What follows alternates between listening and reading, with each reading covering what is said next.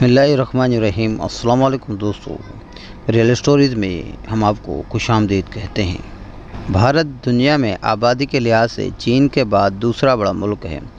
इस मैदान में चीन का पहला नंबर है और चीन की कुल आबादी 1 अरब 40 करोड़ से ज़्यादा है, जबकि भारत की आबादी 1 अरब 38 करोड़ से ज़्यादा है। रकबे के लिहाज से भारत दुनिया का 7वां बड़ा मुल्क है। भारत की सबसे बड़ी ताकत और कमज़ोरी दोनों उसकी आबादी ही हैं। भारत की आबादी इस कदर ज़्यादा है कि पूरी दुनिया में जहाँ भी जाएं आपको हिंदुस्तानियों से मुलाकात ज़रूर होगी।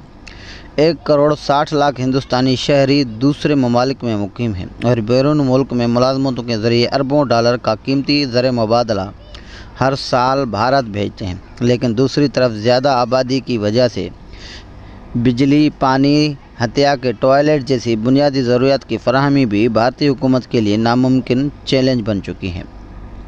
ज़्यादा आबादी की वजह से ही भारत के आम शहरियों की साल भर की औसतन आमदनी 1614 डॉलर है, जबकि बांग्लादेश की 1610 डॉलर और पाकिस्तान की 1629 डॉलर है।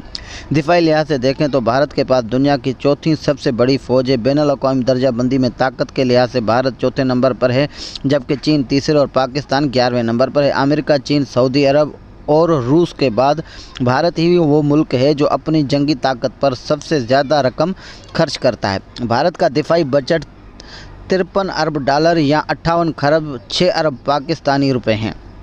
सिर्फ दिलचस्पी के लिए बता दें कि पाकिस्तान का दिफाई बजट 10 खरब रुपए से भी कम है। भारत दुनिया की 6ठी एटमी ताकत है और उसके पास अपना तैयार करदा मिसाइल डिफेंस सिस्टम भी मौजूद है। इसके अलावा भारत जंगी तैयारे भी तैयार कर रहा है। इसके तैयार करदा तेजा तैयारों के बारे में भारतीय माहिरीन का दावा है कि ये 4th जनरेशन के लड़ाकू तैयारा हैं। भारत के पास 2 एयरक्राफ्ट कैरियर्स यानी बहरी जंगी बेड़े भी हैं। भारत को असलहे में खुद कफील करने के लिए कई सरकारी इदारे काम कर रहे हैं, लेकिन भारत का दिफाई पैदावार में खुद किफ़ालत का यह ख्वाब अभी भी बहुत दूर है। भारत की मुआशी ताकत को देखा जाए तो ये दुनिया के 7वें बड़ी मैशत है। इसका GDP 2200 अरब डॉलर है। भारतीय मैशत की ताकत उसके ज़राअत और तेज़ी से तरक्की करती हुई इंडस्ट्री है। भारतीय फिल्म इंडस्ट्री, बॉलीवुड भी आलमी सतह पर भारत के मुस्बत तासुरात को फैलाने में अहम किरदार अदा करती है। भारत दुनिया का वाहिद मुल्क है जहाँ 18 करोड़ से ज़्यादा लोग खत्ते गुर्बत से नीचे ज़िंदगी गुजार रहे हैं। उन लोगों को खत्ते गुर्बत से निकालना भारतीय मैशत के लिए सबसे बड़ा चैलेंज है, लेकिन वर्ल्ड बैंक की रिपोर्ट के मुताबिक भारत में खत्ते गुर्बत से नीचे बसने वालों की तादाद हर साल कम हो रही है। जनूबी एशिया और दुनिया के कदीम तरीन तहज़ीबों का गहवारा रहा है। यही वजह है कि इंडिया तारीख़ी इमारतों, खूबसूरत वादियों और सकाफ़ती रंगारंगी की वजह से दिलकश सियाहती मुकाम बन चुका है। हर साल 1 करोड़ के करीब सियाह भारत का सफ़र करते हैं।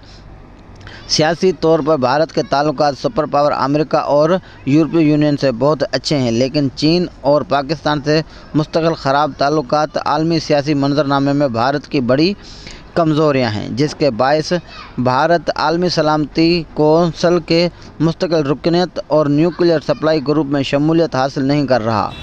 भारत के मशरक़ में माओ नवाज़ रियासतों में शोरश और शुमाल मगरिब में मसला कश्मीर का हल ना होना भारत के लिए बड़े मसाइल पैदा कर रहा है। जब से भारत की बुनियाद परस्त जमात BJP पर सर इक़्तिदार आई है, वो भारत को सेक्युलर स्टेट से हिंदुस्तान रियासत बनाने में लगी है।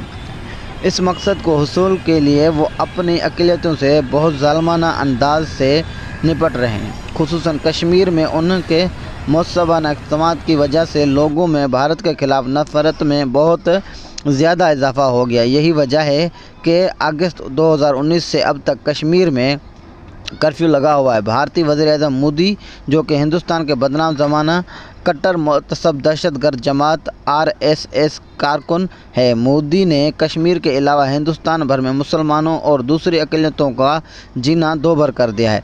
वो मुल्क में ऐसे शहरी क़वानीन बना रहे हैं जिससे आइंदा आने वाले कुछ सालों में मुसलमानों से हिंदुस्तानी शहरियत छीनकर उनके लिए सिर्फ़ 2 रास्ते छोड़ेंगे, या तो वो हिंदुओं के इस मुल्क से निकल जाएं یا پھر اپنا مذہب تبدیل کر کے ہندو بن کر بھارت میں رہیں۔ یہ انتہائی خطرناک اور خوفناک صورتحال ہے بھارت میں پیدا ہو چکی ہے۔